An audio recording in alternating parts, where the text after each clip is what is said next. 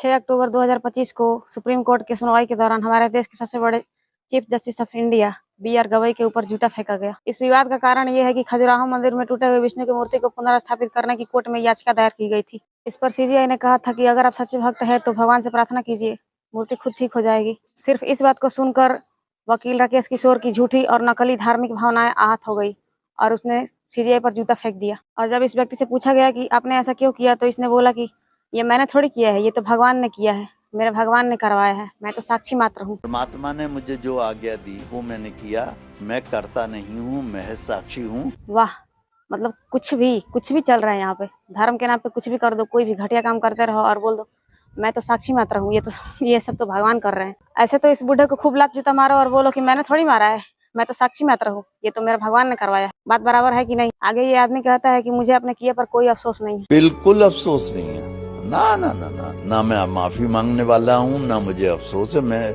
और ऊपर से ये मनुस्मृति के पालन करने वाले धर्म के नाम पर जितने ही पाखंडी लोग हैं वो सब और इसको सराहना कर रहे हैं कि जूता मारकर बहुत अच्छा किया है। कोई मीम्स बना रहा है जूता मारकर सीजीआई का, और कोई अपने पॉडकास्ट में ये चर्चा कर रहा है कि सीजीआई पर थूकने का क्या जुर्माना है। गवई के मुंह पे थूकने की क्या सजा आई पीछे? खूब ज्यादा होगी 6 महीने। वही इससे ज्यादा तो कुछ नहीं है ना। ये भी नहीं कर पा रहे हिंदू।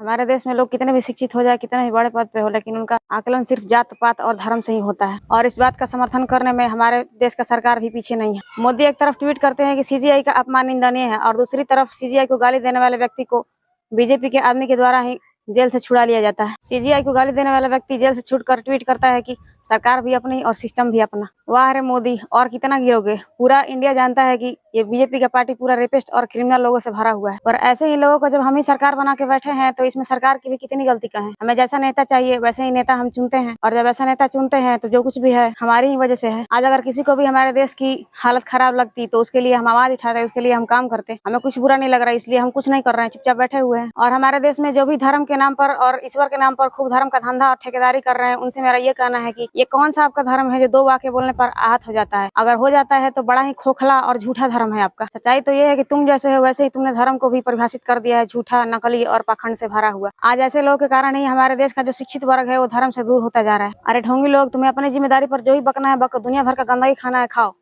लेकिन इसे अपनी जिम्मेदारी पर करो। इसमें धर्म और ईश्वर का नाम मत लो, ताकि लोगों को पता रहे कि ये सब कुछ तुम्हारे जैसे गिरे हुए लोगों का काम है। इसमें धर्म और ईश्वर दूर दूर तक कहीं शामिल नहीं है, ये सब कुछ तुम्हारा किया धरा है। यहाँ असली धर्म से दूर दूर तक किसी का कोई लेना देना नहीं है। ना हमें हिंदू का अर्थ पता है, ना हमें धर्म का अर्थ पता है, ना हमें सनातन का अर्थ पता है। ऐसे लोग जीवन में कभी गीता, वेदांत, उपनिषद का एक अक्षर भी नहीं पढ़ते हैं और आ जाते हैं धर्म का ठेकेदारी करके धार्मिक होने का श्रेय लेने। पाखंडी लोग आए दिन यहाँ धर्म को लेकर नारा लगाए जा रहे हैं।